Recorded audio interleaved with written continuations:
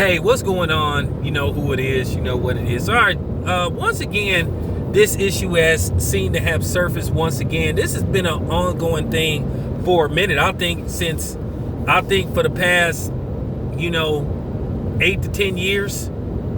Now, keep in mind that there's been tremendous pressure from Native Americans requesting that Daniel Snyder change the name of the Washington Redskins, because they feel like that name is offensive. They feel like it's racist. They feel like it's just overall offensive. Now, me, myself, I really don't have a horse in the race. I'm not Native American. Not really. I'm supposed to have a little bit of it in my DNA from a few generations back. But at the end of the day, I'm a brother. I'm not even finna play that one drop rule shit. I'm a black man, and that's just the bottom line. I don't do that. Well, I got a little of this, I got a little of that. No, I'm black, and that's it.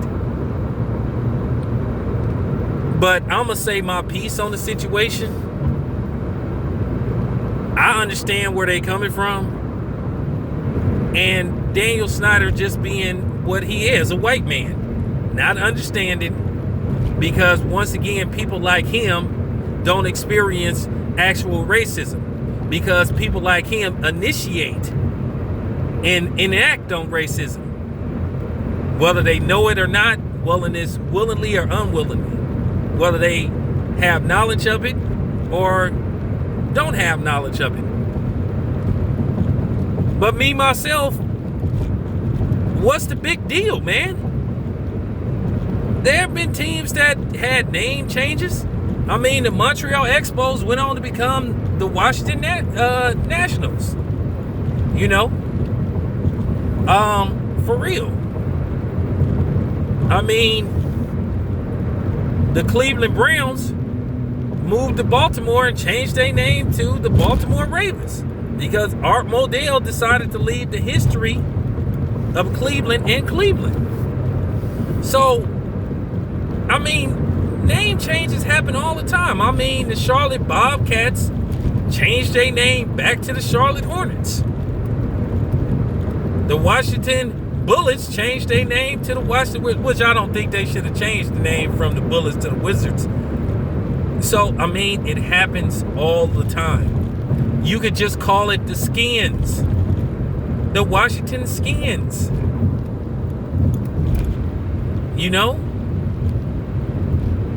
What is the big deal? And like I said, Daniel Snyder, at the end of the day, he's exercising his, I'm not going to change the name because I'm white and I say so. I wonder how he would feel if the team was called, let's just say, the Washington Crackers, or the, Washington Honkies, or, what I'm saying, the Washington Peckerwoods, or the Washington Jews. I guarantee you they would request a name change. But due to the fact that Daniel Snyder is being who he is, which is a white man, he don't understand. And once again, it's just hard to convince white people about something that's offensive to other people, because at the end of the day, white people don't understand racism. They don't understand stuff that's offensive, especially when it doesn't affect them. And that's why a lot of them have the attitude they have towards blacks. Why they don't understand police brutality, why they think that doesn't exist, why they think systematic racism doesn't exist, because they've been made to believe, in most cases, it doesn't exist. Whether it be propaganda from their family members or propaganda from the media. They want to pretend that it is non-existent. At the end of the day, Daniel Snyder is coming across as a straight up racist. And that's what he's looking like. So, I'm just keeping it 100.